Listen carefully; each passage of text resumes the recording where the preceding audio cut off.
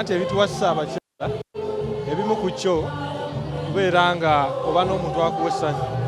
Omuntu bw'akuwa essanyu suubira ne mu ndabika ebimu bikyukamu. So credit njiza eri omukyala ate era nsuubira naye bwe mulaba alabika bulungi. Dokita, gwe tolina mikwano gy'abavubuka, tulaba emikwano basajja bakulu ate basajja abagagga. Mu bulamu bwange nze nkuze bwente sijja gamba nti sirina mikwano gy'abavubuka, nina abavubuka. Lwakuba of course tusinkana nnyo mu mbeera bweti, naye okuzzaako emabega nti nkuze nnyo nga njagala nnyo okubeera challenged.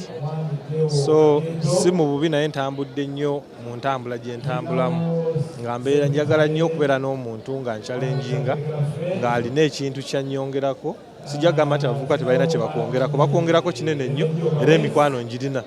Mukyala wange nkimanyi bulungi nnyo twakoma kwanjula, embaga erina okubeerawo era mu kiseera kyonna kyonna ekitali kyawala amawulire mujja gafuna kino tuyinza nkikweka. Twali tuli awo mukulu Kirumira n'atugamba mbu madamu alya nnyo obuyembe mbu oyinza okuba wayongeramu akaana akalala, ne twebuuza oba bitu. Ebyo suubira nti ate byamulujjudde era embeera eyo bw'eba etuuse mujja kugiraba. Chairman bw'aba ayogedde n'abagamba bw'atyo ate ng'obuyembe buliibwa webanga buliibwa era mujja kutuuka mulaba ensonga nga bw'etambula. Nze ne mukulu Eddy Kenzo tetulina buzibu bwonna bwonna wakati waffe era tukolagalina ddala bulungi nnyo era tewaliwo buzibu. Kugamba abantu kye baataputa simanyi lwaki bakitwala mu ango gye bakitwalamu, naye nga ffe tetulina buzibu bwonna bwonna era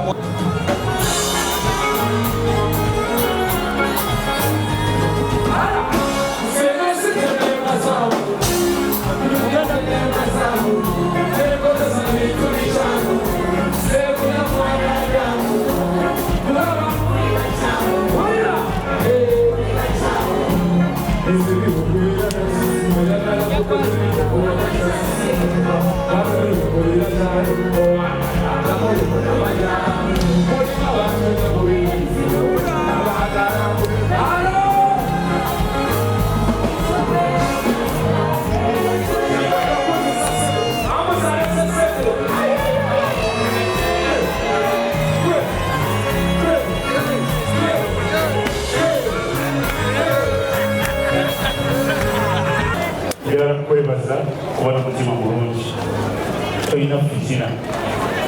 Okweko mu ngalo tolina fitina. Webale nnyo, webalire ddala.